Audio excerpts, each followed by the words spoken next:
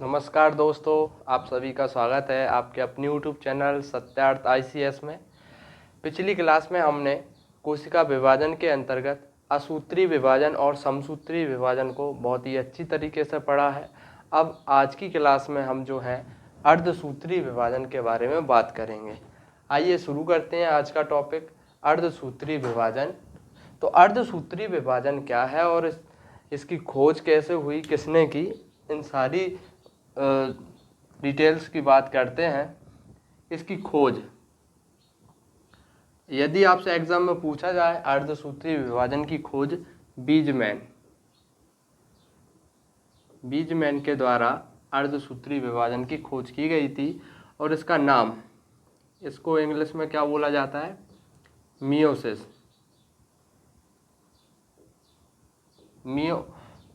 बोला जाता है। ओके, और मियोसिस का जो नाम दिया फार्मर एवं मूरे ने दिया था, याद रखना है। और अर्ध जो सूत्री विभाजन होता है वो कैसी कोशिकाओं में होता है, पिछली क्लास में भी हमने इस पर बात की थी, केवल जनन कोशिकाओं में।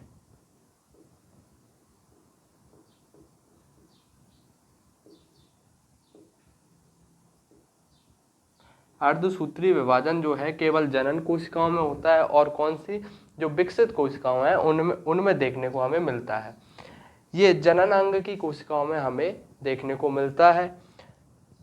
ये जो है अर्धसूत्री विभाजन, इसे क्यों कहते हैं इसका एक कारण जान लीजिए। जैसे मनुष्य है, आप सभी अच्छे से जानते होंगे, मनुष्य की एक कोशिका में कितने क्रोमोसोम्स होते हैं, तो 46। अर्धसूत्री विभाजन किस तरह से होता है आप जानते हैं, नर और मादा। अगर हम मानव का उदाहरण लें तो इनके पास 46 गुणसूत्र होते हैं, सभी जानते हैं।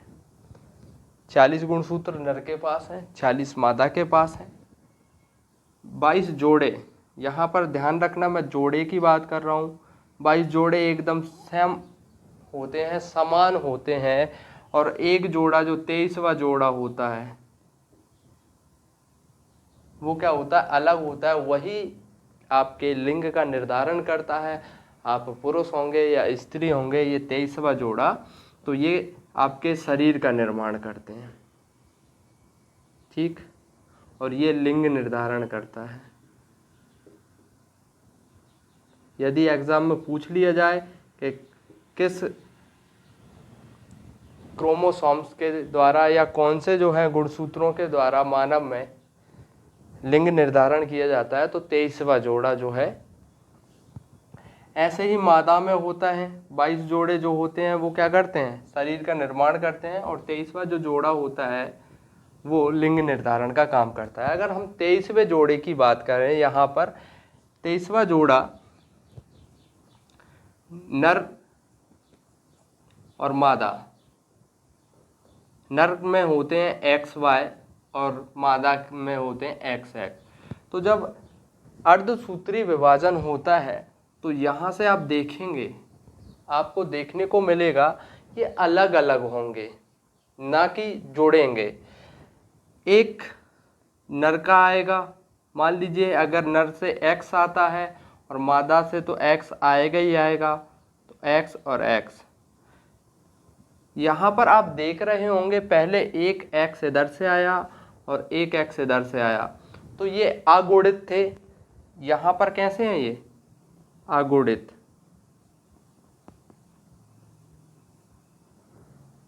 और यहाँ पर द्विगुणित हो गए दोबारा से, ठीक। आपने देखा होगा कि ये अलग अलग हो रहे हैं। अगर मान लीजिए ऐसा हो कि 40 के 40 नर के आ जाएं गुणसूत्र और 40 ही मादा के आ जाएं, तो कितने हो जाएंगे,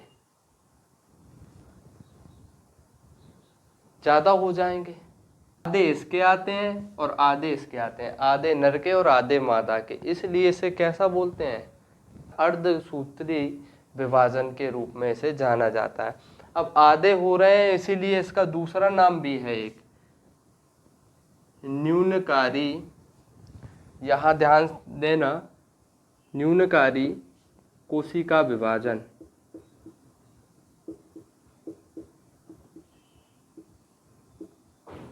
आपको स्पष्ट होगा कि न्यूनकारी क्यों बोला जा रहा है, क्योंकि यहाँ पर आधे आधे हो रहे हैं गुणसूत्र, इसलिए।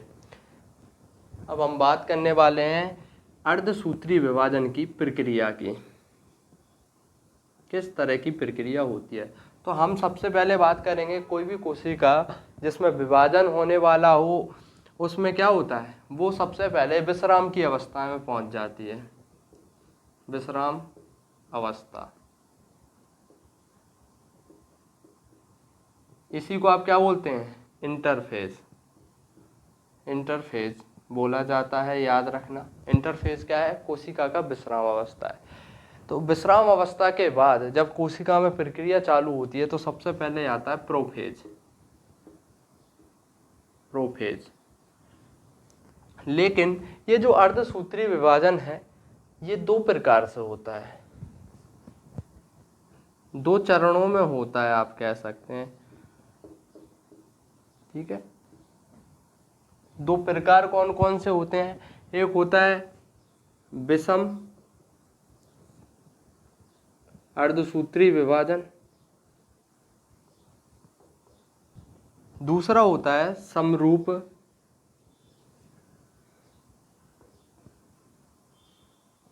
विभाजन, ठीक। ये दो प्रकार हैं।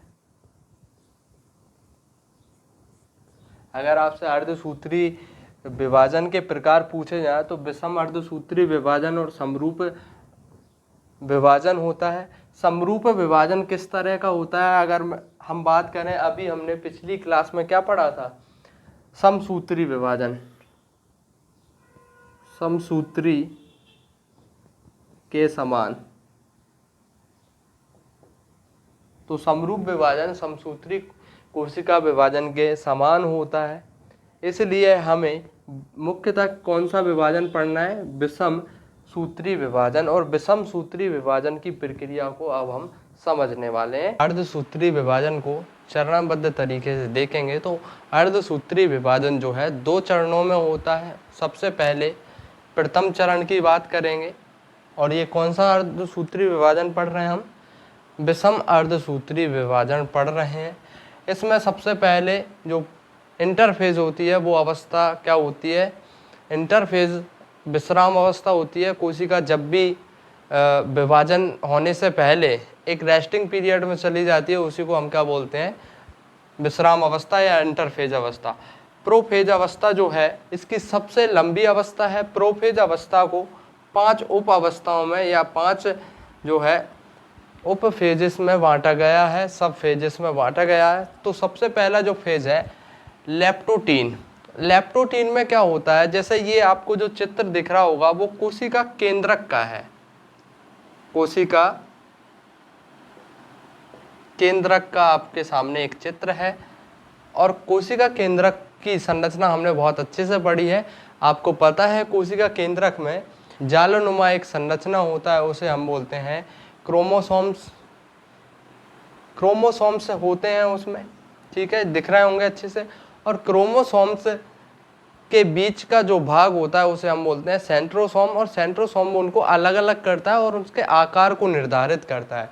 जब ये प्रक्रिया आगे जाकर क्या होता है, जाइगोटीन होती है। और जाइगोटीन में क्या होता है, आप देख रहे होंगे एक समरूप जो है क्रोमोसोम्स अलग अलग हो जाते हैं, देख पा रहे होंगे, यहाँ पर ये अलग है और ये अलग है। और जब दो अलग अलग सेट बन जाते हैं, देखो एक सेट इनका बन गया 2 का और एक इनका बन गया, तो इसे क्या बोलते हैं, बाइवेलेंटस बोला जाता है, याद रखना है।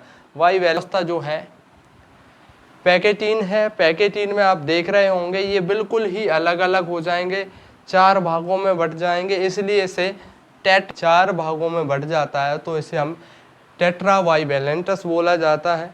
और इसके बाद जो अगली अवस्था है वो है डिप्लोटीन की। डिप्लोटीन में क्या होता है, ये 2 भाग बन जाते हैं। आप देख रहे होंगे ये चारों से मिलकर दो अलग बन जाएंगे, इन चारों से मिलकर अलग अलग बन जाएंगे। ओके, तो आप यहाँ पर देख सकते हैं। और ये जो है यहाँ पर थोड़े और मोटे हो जाते हैं, इनका आकार थोड़ा छोटा हो जाता है डिप्लोटीन में। डिप्लोटीन के बाद आती है डाइकाइनोसिस, और डाइकाइनोसिस में और गहरे हो जाते हैं और मोटे हो जाते हैं। साथ ही साथ डाइकाइनोसिस में ये जो केंद्रक के चारों ओर झिल्ली होती है वो बिल्कुल पूर्णतः समाप्त हो जाती है। ये पहला चरण है। पहले चरण में आप देख सकते हैं 5 चरणों के अंतर्गत हमने इसे समझा है। पेक्टोटीन, जाइगोटीन, पैकिटीन, डिप्लोटीन और डाइकाइनोसिस, ये याद रखना है। अब हम दूसरे चरण की बात करने वाले हैं। अर्धसूत्री विभाजन का पहला चरण समझने के बाद हम दूसरे चरण की बात करते हैं। पहले चरण में हमने क्या पढ़ा? प्रोफेज। प्रोफेज पढ़ा और प्रोफेज को जो है 5 भागों में पढ़ा। ठीक, प्रोफेज को अच्छे से समझने के बाद जब 5वीं अवस्था हमने देखी थी तो उसमें देखा इस तरह की संरचना देखने को मिली आपको। वहाँ पर आपकी प्रोफेज कंप्लीट हो रही थी, और जब प्रोफेज कंप्लीट होती है तो मेटाफेज शुरू होता है। और मेटाफेज में आप देखेंगे तुर्क तंतु, या जैसे स्पिंडल फाइबर कहते हैं, वो यहाँ पर इनको बांध के रखता है। ठीक है, बांध के रखता है। और फिर अगले जो है एनाफेज में, एनाफेज में क्या होता है? ध्रुवों का निर्माण होता है। और स्पिंडल फाइबर का क्या काम होता है? जो एक गुणसूत्र है, आप इसको एक गुणसूत्र मान लो, और यदि स्पिंडल फाइबर को इसके चारों ओर लगा दिया जाए तो ये 2 भागों में से तोड़ देगा। जैसे आप एक बलून समझ लो, आपने देखा भी होगा, एक बलून है इस तरह का। अगर हम बलून को यहाँ से एक किसी धागे से बांध दें तो क्या ये 2 हिस्सों में नहीं बट जाता? इसी तरह से यहाँ पर एनाफेज में होता है। और अगले जो टेलीफेज है, टेलीफेज में आप देखेंगे बिल्कुल अलग हो चुके हैं, ध्रुवीकरण संपूर्ण हो चुका है, और यहाँ पर ये अलग अलग हो जाते हैं और अंतिम अवस्था में 2 नई कोशिकाओं का निर्माण हो जाता है।